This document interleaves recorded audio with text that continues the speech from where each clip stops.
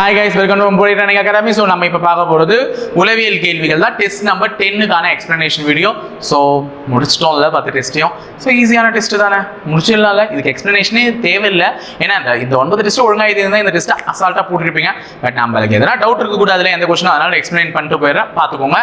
வெற்றி பெறுங்க. ஓகேவா? பின்வரும் கணக்கில் இந்த கேள்வி குறியிட்ட இடத்தில் எதை குறிக்கிறது, எந்த எழுத்தை குறிக்கிறதுன்னு கேக்குறாங்க. அதாவது இந்த क्वेश्चन நம்பர் வருது இல்ல, இதுல நீ போடக்கூடிய நம்பர் வந்து ஒரே நம்பரா இருந்தா ஆன்சர்லயும் அந்த क्वेश्चन நம்பர் இருக்கிற இடத்தாண்ட அதே வரணும். சோ முதல்ல ஒரு क्वेश्चन நம்பர் தான் இருக்கு. சோ ஆன்சர் என்னன்னு பாத்தீங்கன்னா 8, அத போட்டுட்டு அடுத்தது 18. ஏன்னா 1 क्वेश्चन மார்க்னு இருக்கு, அப்ப 18. 2 question mark 28, 8 question mark 83. Sorry 8 question மார்க்ல क्वेश्चन மார்க் 3ன்னு இருக்கு. அடுத்தது क्वेश्चन மார்க் 1, சோ 81. இதெல்லாம் கூட்டினா உனக்கு 218 வரணும். வருதான்னு செக் பண்ணிக்கோங்க. 8 8 8 24, 24 ஒரு 3 27, 27 ஒரு 1 28. சோ 2 8 2 10, 8 2 10 20, 21. சோ 218 வந்துருச்சு. 218 அந்த 8 இருக்க வேண்டிய இடத்துல வந்து क्वेश्चन மார்க் இருக்கு. அப்ப क्वेश्चन மார்க் இருக்க வேண்டிய எல்லா இடத்தையுமே நிரப்புவதற்கு சரியான எண் எதுன்னு பாத்தீங்கன்னா 8. ஓகேவா? இரண்டாவது கேள்வி, பின்வரும் குழு எண்களில் எவை வேறுபட்டுள்ளது கேக்குறாங்க. சும்மா எவை வேறுபட்டுள்ளதுன்னா எல்லாமே ஈஸியா கால்குலேட் பண்ணிருப்பீங்க. இது 34 43 ஆயிருக்குன்னா 9 என்ன கூட்டி இருக்காங்க, 62 71 ஆயிருக்குன்னா 9 கூட்டி இருக்காங்க, 83 92 ஆயிருக்குன்னா 9 கூட்டி இருக்காங்க. ஆனா இது அப்படி கிடையாது. ஓகேவா? 8 தான் கூட்டப்பட்டிருக்கு. சாரி 8 இல்ல 7 தான் கூட்டப்பட்டிருக்கு. அதனால அது வந்து ஆன்சரா வரதுக்கு சான்ஸே இல்ல. சோ வெளியே போனது 55 62. அடுத்தது நியூரோட்டிக் என்ற வார்த்தையை டிக்ரோனியூ அப்படின்னு எழுதியிருக்காங்க. ஒண்ணும் இல்லம்மா, எழுதுனதை தான் எப்படி எழுதியிருக்காங்கன்றத பாத்துக்கோ. ஓகேவா?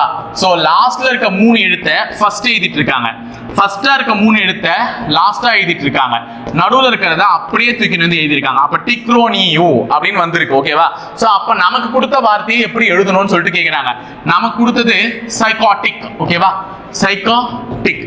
லாஸ்டா இருக்க 3 வார்த்தையை ஃபர்ஸ்ட் எழுதிடு, இங்க இருக்கிற 3 வார்த்தையை லாஸ்டா எழுதிரு, நடுவுல 3னா இருக்கட்டும் 2னா இருக்கட்டும் அது அப்படியே எழுதி வந்து எழுதிரு. CHO. அப்ப TIC CHOPSY பி ஆப்ஷன் தான் ரைட். ஓகேவா? நாலாவது கேள்வி, வெண்படம் ஈஸியா அடிச்சிருப்பீங்க. அறிவியல், இயற்பியல் மற்றும் வேதியியல். இயற்பியலும் சரி வேதியியலும் சரி எந்த பாடப்பிரிவுக்குள்ளதான் வரும், அறிவியலுக்குள்ளதான் வரும். அப்ப அது மாதிரி இருக்கக்கூடிய சி வெண்படம் தான். இதை 3 உணர்த்துவதற்கான சரியான ஒரு இது. அடுத்தது ஏ என்பவர் பி உடைய மேற்குல உள்ளார். அப்ப ஏ வந்து பிக்கு எந்த பக்கம் இருக்காரா, மேற்கு சைடுல இருக்கார். அப்போ பின்னு ஒரு ஆள் இருந்தா அவருடைய மேற்கு திசையில ஏ. நமக்கு மேப் முதல்ல தெரியும், இது வடக்கு, இது கிழக்கு, இது மேற்கு, இது என்னக்கு தெற்கு. ஓகேவா? சோ பியினுடைய மேற்கு திசையில ஏ இருக்கார்.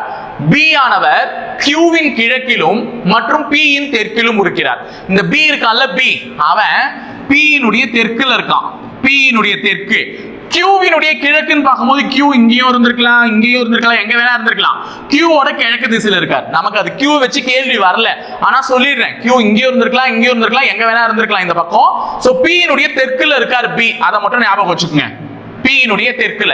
இப்ப நம்மள क्वेश्चन என்ன கேக்குறாங்கன்னா, பி என்பவர் ஏவில் இருந்து எந்த திசையில் உள்ளார். இந்த பி இருக்காருல, பி இவர் ஏவில் இருந்து எந்த திசையில இருக்காருன்னு கேக்குறாங்க. ஏவில் இந்த மார்க் போடு, இது வடக்கு, இது கிழக்கு. இந்த ரெண்டுத்துக்கும் நடுவுல போறாரா, அப்ப அது என்ன திசைக்குன்னா வடகிழக்கு. அப்ப பி என்பவர் ஏவில் இருந்து வடகிழக்கு திசையில் உள்ளார். பி என்பவர் ஏவில் இருந்து வடகிழக்கு திசையில் உள்ளார். ஆறாவது கேள்வி, ஒரு பூங்காவில் ஓட்டப்பந்தயம் ஒன்று நடக்கட்டும். அதுல நாயானது யானையை விட வேகமாகவும் புலியை விட மெதுவாகவும் ஓடுகிறது. அப்ப நாய் யாரை விட வேகம், யானையை விட வேகம். யாரை விட மெது, புலியை விட மெதுவா ஓடுது. அப்ப நாய் யானையை விட வேகமாகவும் புலியை விட மெதுவாகவும் ஓடுகிறது. மான் அனைவரை விடவும் வேகமாக ஓடுகிறது. எல்லாரை விட வேகம் யாரு, மான். மான் தான் ஃபர்ஸ்ட். மான் அனைவரை விட வேகமாக ஓடுகிறது. சிங்கம் புலியை விட வேகமாக ஓடுகிறது. புலியை விட வேகம் யாரு, சிங்கம். ஓகேவா? ரெண்டாவது. அப்போ ஓகே, எனில் யார் பந்தயத்தில் 2ஆம் இடம் பெற்றிருப்பார்? கேள்வி அதுதான், சிங்கத்தை வச்சுதான். சோ சிங்கம் தான் அப்பொழுது பந்தயத்தில் 2வது இடம். ஓகேவா? ஏழாவது क्वेश्चन, இதுல வந்து ஒரு நம்பர் மிஸ் ஆயிருக்கு, அதை தான் அவங்க கண்டுபிடிக்க சொல்றாங்க. 3 4 25 6 2 40. இந்த 3ஐயும் நாளையும் ஏன் 25 பண்ணிருக்காங்க? 3 ஸ்கொயர் 4 ஸ்கொயர், 3 ஸ்கொயர் 9, 4 ஸ்கொயர் 16, ரெண்டுத்தையும் கூட்டினா என்னமா 25. அப்ப 3 4 25 ஆக்கிருக்காங்க. 3 4 ஸ்கொயர் பண்ணி கூட்டிருக்காங்க. அப்ப 6 2 40 சொல்லிருக்காங்க. 6 ஸ்கொயர் 2 ஸ்கொயர், 6 ஸ்கொயர் 36, 2 ஸ்கொயர் 4, ரெண்டுத்தையும் கூட்டினா என்னது 40. அப்ப நமக்கு கேட்டிருக்க क्वेश्चन என்னன்னா 5 4 என்னவா மாறும்னு கேட்டிருக்காங்க. 5 ஸ்கொயர் 4 ஸ்கொயர், 5 ஸ்கொயர் 25, 4 ஸ்கொயர் 16, ரெண்டுத்தையும் கூட்டினா 5 ஒரு 6 11, 2 3 4 41. சோ பி ஆப்ஷன்ல இருக்கக்கூடிய 41 தான் இந்த கேள்விக்கான பதிலா இருக்கும். 8வது கேள்வி.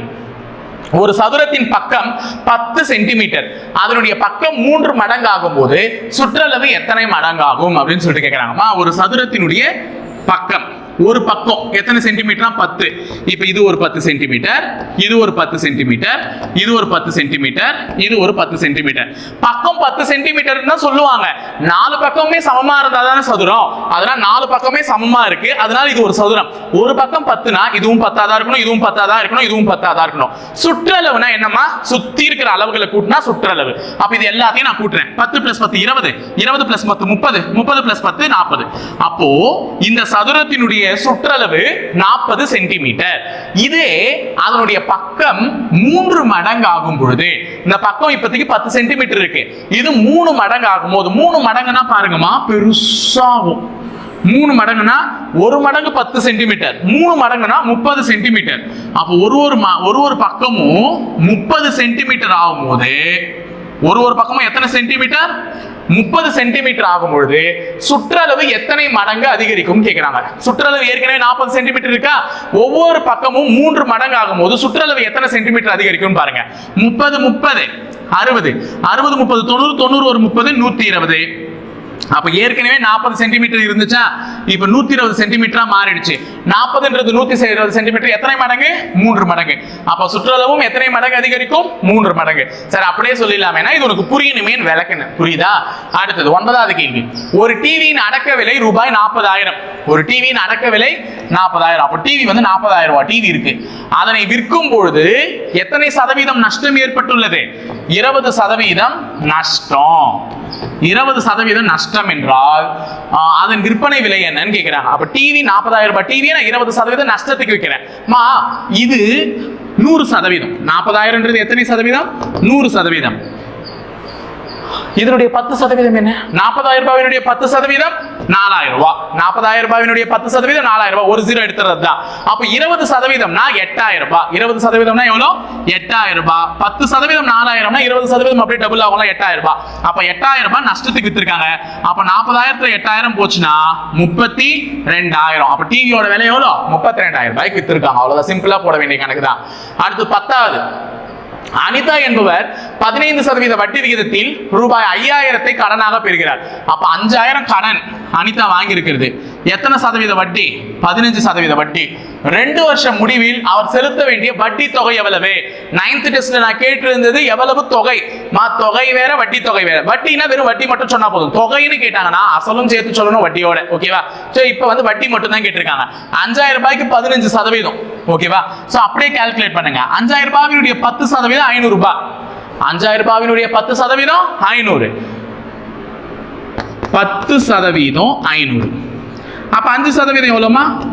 10% 500, 5 அதுல பாதியில 250. அப்ப 15% 750 ரூபாய். 15% 750 ரூபாய். புரியுதா சொல்றது? 15% தான் 10 5ன்னு பிரிக்கிறேன். 5,000 ரூபாயினுடைய 10% 500. ஏன்னா ஒரு டெசிமல் தள்ளி புள்ளி வச்சு கண்டுபிடிச்சேன். அப்ப 5% 250, மொத்தமா 750. அப்ப ஒரு வருஷத்துக்கு 750 ரூபாய் வட்டி. அப்ப 2 வருஷத்துக்கு எவ்வளவு? 2 × 750, 1,500 ரூபாய் வட்டி. So D option is the right answer. ஓகேவா? 11வது கேள்வி. ஏ மற்றும் பி ஆகிய இருவரும் இணைந்து ஒரு வேலையை 16 நாட்களில் செய்து முடிக்க முடியும். அப்ப ஏவும் பியும் சேர்ந்தாங்கன்னா ஒரு வேலை எத்தனை நாள்ல முடியுதான்? 16 நாள்ல முடியுதான். ஏ தனியே அவ்வேலையை 48 நாட்களில் முடிப்பார். ஏ தனியே அந்த வேலையை 48 நாள்ல முடிச்சா பி தனியா அந்த வேலையை எவ்வளவு நாள்ல முடிப்பாங்கன்றதுதான் கேள்வி. சோ சேர்ந்து செஞ்ச வேலையில இருந்து ஏவோட வேலையை கழிச்சுட்டா பி தனியா செய்யற வேலை கிடைச்சிடும். அப்ப இதை 1/16 எடுத்துக்கோங்க, இதை 1/48 எடுத்துக்கோங்க. 1/16 - 1/48 ஓகேவா? இப்ப இதுக்கு எல்சிஎம் எடுத்தா 48க்கும் 16க்கும் எல்சிஎம் எடுத்தா 48 தான். 48லயே வந்துரும். ஏன்னா 16 48லயே அடிபட்டுரும். ஓகேவா? சோ 48ல எத்தனை 16 இருக்குன்னா 3 16 இருக்கு. 3 48ல எத்தனை 48 இருக்கு? ஒரே 48 1. சோ 3 - 1 2/48. அப்போ கண்டுபிடிக்கணும்னா தலைகீழா திருப்புங்க. 48/2 அடிச்சா 24. அப்போ பி தனியாக செய்து முடிக்க வேண்டிய நாட்கள் எத்தனை நாட்கள்? 24 நாட்கள். 12வது கேள்வி. இது வந்து ஒரு முக்கியமான கேள்வி, ஞாபகம் வச்சுக்கோங்க. ஒரு செஸ் விளையாட்டு போட்டியில் 6 விளையாட்டு வீரர்கள் ஒவ்வொரு ஆட்டக்காரருடனும் ஒரு முறை மட்டுமே விளையாடுகிறார். ஒரு செஸ் விளையாட்டு போட்டியில 6 விளையாட்டு வீரர்கள் இருக்காங்க. ஒவ்வொரு ஆட்டக்காரருடனும் ஒரு முறை மட்டுமே விளையாடுகிறார் எனில் போட்டியில் எத்தனை ஆட்டங்கள் ஆடி இருப்பார்? மொத்தமே எத்தனை பேருன்னு பாருங்க. 6 பேர். இந்த மாதிரி இருக்கிற டேட்டா தான் ரொம்ப முக்கியம். சோ இதுக்கு ஃபார்முலா n × n - 1 / 2 இதுதான். சோ அங்க 6ன்னு கொடுத்திருக்காங்களா, இதுதான் அந்த n இன் மதிப்பு. சோ 6 × 6 - 1 5/2 அடிச்சா இது 3 3 5 15. அப்ப 15 ஆட்டங்கள் ஆடி இருப்பார். இதெல்லாம் மாத்தவே மாட்டாங்க டேட்டா, ஞாபகம் வச்சுக்கோங்க. அந்த கைக்குலுக்கல்கள்ல வரும்ல அதே மாதிரி தான். சோ அந்த ஹேண்ட் ஷேக்ல எவ்வளவு ஹேண்ட் ஷேக் வந்து 45 ஆன்சர், இதுல 15 ஆன்சர் செஸ் விளையாட்டு வீரர்கள், ஞாபகம் வச்சுக்கோங்க. அடுத்தது வர்க்கத்தில் உள்ள 2 எண்களின் கூட்டல் என்பது 221 என்றால் அந்த எண்கள் யாவை? அதாவது ரெண்டு நம்பரை ஸ்கொயர் பண்ணி கூட்டினா எனக்கு எவ்வளவு வருதா? 221 வருதா? அப்படின்னா அந்த 2 நம்பர் என்னன்னு கேக்குறாங்க. சோ ஈஸியா பாருங்க, இது எடுத்த உடனே இதை கூட்டிடுவானுங்க. 100 111 சோ 221 அப்படின்னு போடுவீங்க. ஆனா தப்பு. அந்த எண்களை கூட்ட சொல்லல, அந்த எண்களுடைய வர்க்கங்கள். வர்க்கங்கள்னா ஸ்கொயர். அப்போ 10 ஸ்கொயர் 100, 11 ஸ்கொயர் 121 1 2 சாரி இது 211 தான் வருது இல்ல, தப்புதான். 2 221. அப்போ 10 ஸ்கொயரையும் 11 ஸ்கொயரையும் கூட்டினாதான் 221 வருது. சோ ஆன்சர் 10 மற்றும் 11. அடுத்தது இந்தியாவில் மக்களை அணுகுவதற்கு சரியான கீழ்கண்ட அணுகுமுறைகளை ஏறு வரிசையில் எழுதுக. அப்ப இந்தியாவில் வந்து நீங்க ஒரு பீப்புளை நீ போய் அணுகணும்னா இதுல எதை நீ ஃபர்ஸ்ட் எடுத்துப்பா? தொலைக்காட்சி, டிவி தாங்க ஃபர்ஸ்ட். உடனே ஏதாவது ஒரு நியூஸ் வந்து நீ திடீர்னு மொபைல்ல ஸ்க்ரோல் பண்ணிருக்க, ஒரு ஃபேஸ்புக்ல ஒரு நியூஸ் பார்த்தோன்னே ஐயோ இதான் திடீர்னு நடந்திருக்கு, டிவி போடுறேன், உடனே டிவி தான் பார்ப்பேன். அப்ப டிவி தான் ஃபர்ஸ்ட் ஒரு மக்களை அணுகுவதற்கு சிறந்தது. அப்ப 3வது வார்த்தை சிறந்தது. 3ல தொடங்குற மாதிரி என்ன ஆப்ஷன் இருக்கு?